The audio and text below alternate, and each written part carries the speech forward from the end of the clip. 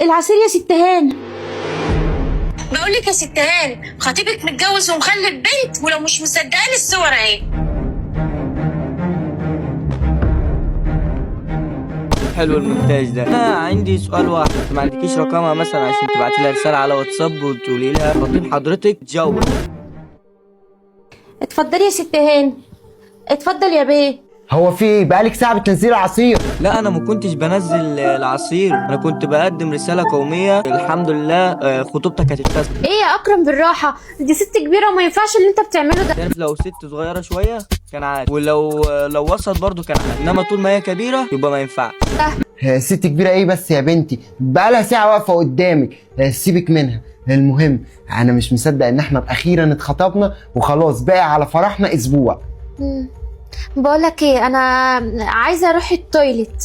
طيب ماشي، مش هتاخر ماشي؟ هتلاقيه في اخر الطرق على ايدك اليمين. ماشي. هي اخذت التليفون ازاي؟ فهموني بس. يعني هي دلوقتي اخذت التليفون من جنبه، ده مغفل ولا احنا المغفلين؟ مين المغفل فينا يا عالم الحموش؟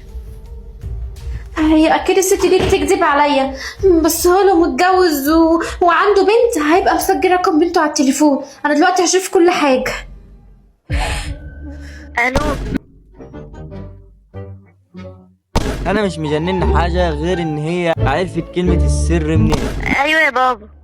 بقى كل الفتره دي يضحك عليا انا وفهمني ان هو بيحبني، وكمان طلع متجوز وكمان مخلف منها.